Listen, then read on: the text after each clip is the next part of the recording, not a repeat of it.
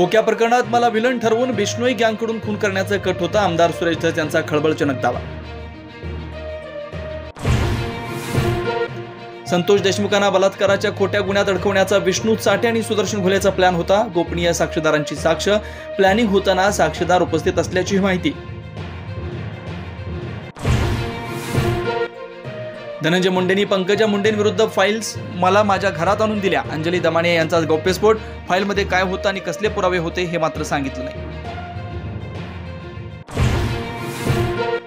कळंबीत महिला हत्या प्रकरणी धक्कादायक माहिती उजेडात. हत्येनंतर आरोपीचा मृतदेहासोबत 2 दिवस वावर. अनैतिक संबंध आणि पैशाच्या वादातून हत्या झाल्याची पोलिसांची माहिती.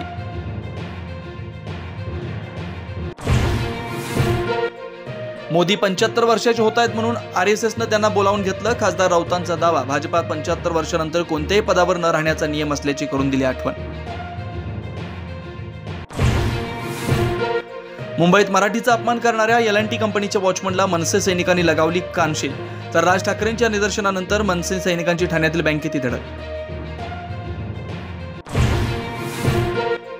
मथुरा आणि काशीच्या आंदोलनात स्वयंसेवक भाग घेऊ शकतात. RSSचे महासचिव दत्तात्रय होपळे यांचं स्पष्टीकरण.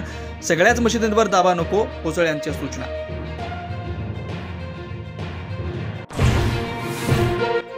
प्रयागराजमधील बुलडोझर कारवाईवरून सुप्रीम कोर्टाचा उत्तर प्रदेश सरकारला दणका. बुलडोझरनं घरं पाडलेल्यांना प्रत्येकी 10 लाखांची भरपाई देण्याचे आदेश.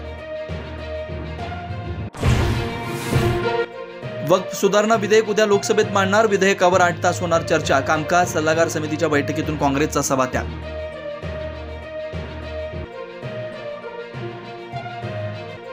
आपल्या खुनाचा कट आखल्याचा दावा करणाऱ्या सुरेश धस यांची अनेकांकडून खिल्ली. सुरेश धस फिल्मी असल्याचं म्हणत उडवली टर. कॉमेडियन कुणाल कामराच्या शोसाठी उपस्थित असलेल्या प्रेक्षकांनाही मुंबई पोलिसांकडून समज. तर कामराच्या व्हिडिओवर जगभरातून देणग्यांचा वर्षाव. रक्कम कोट्यावधींच्या घरात. राज्यभरात लवकरच सुरू होणार बाईक टॅक्सी. राज्य मंत्रिमंडळाची मंजुरी. तर केवळ इलेक्ट्रिक आणि वरून कव्हर असलेल्या दुचाकींनाच मिळणार परवानगी.